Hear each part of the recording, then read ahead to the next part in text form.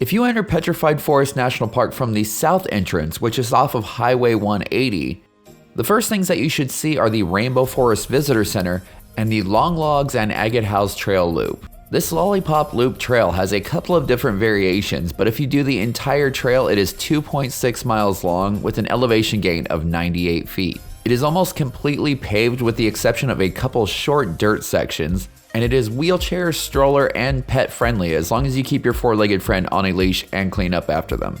This video was shot on our second visit to the park. On our first visit, we ran out of time and were not able to do this trail.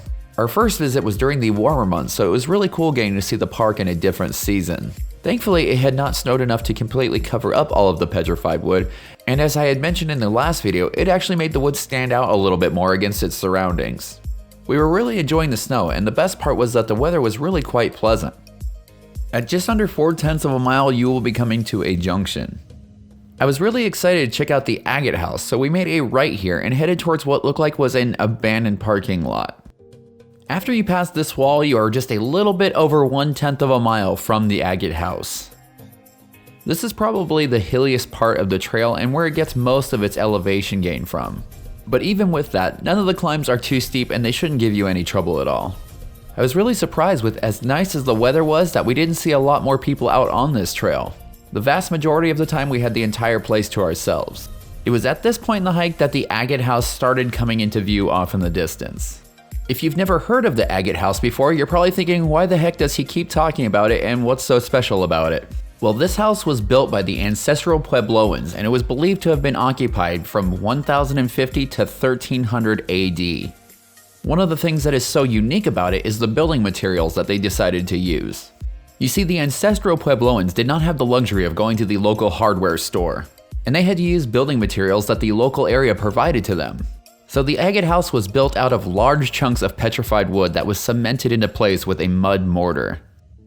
As much as I would like to say that this is the original Agate House, I can't lie to you. The Agate House that you see today is actually a reconstruction that was built in 1934. So it is still quite old, but not exactly as old as the original. It's pretty cool to check out the beautiful, vibrant, crystallized walls that make up the Agate House. We can't even imagine how backbreaking it must have been to build this. If you've ever picked up a piece of petrified wood, you would know that it is extremely heavy. It's estimated that the walls of these structures can weigh anywhere between 160 to 200 pounds per cubic foot. When the Agate House was fully intact, it had 8 rooms, and they had to do all of that heavy lifting by hand. The view from the Agate House is gorgeous, and I can definitely see why they picked this as the spot to build it. I'm sure that in addition to a beautiful view, being up high on the hilltop also gave the ancestral Puebloans quite a tactical advantage as well. But after taking a nice break to enjoy everything, it was time to continue on our way. To get to the Long Logs portion of the trail, you need to head back to the junction.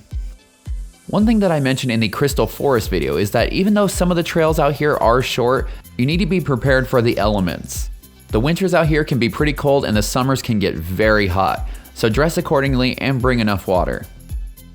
There's only one place on this entire trail where you can get any sort of shade whatsoever, and it's the shade structure that you can see in the background right here.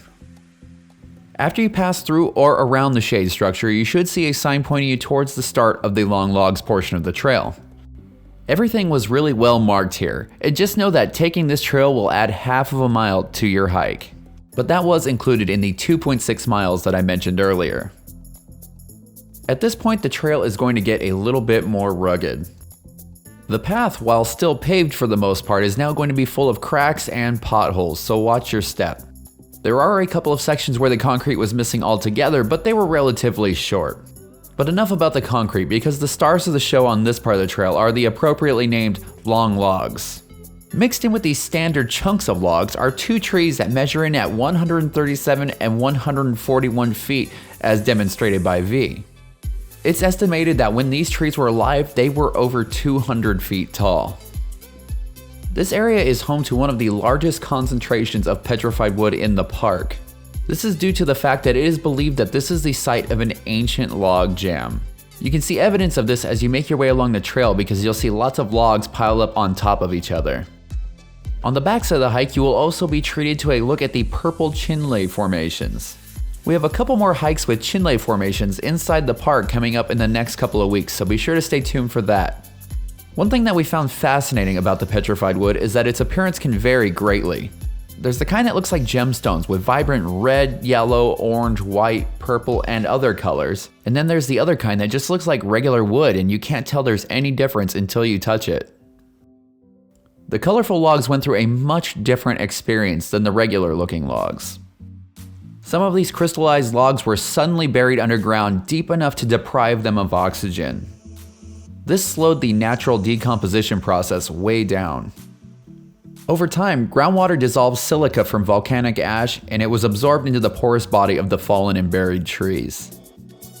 Quartz crystals filled in the cracks in the logs and eventually petrified them by replacing the tree's organic material with minerals. For more information about this process, stop by the Rainbow Forest Museum and Visitor Center. They have examples and a ton of information. We would like to send a huge thank you out to the National Park Service for sending us the photo of the reconstruction of the Agate House. If you enjoy our adventures, be sure to like, comment, and subscribe because that is the best thing that you can do to support this channel.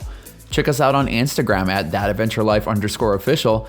And for all the information about this hike as well as other awesome adventures, head on over to thatadventurelife.com.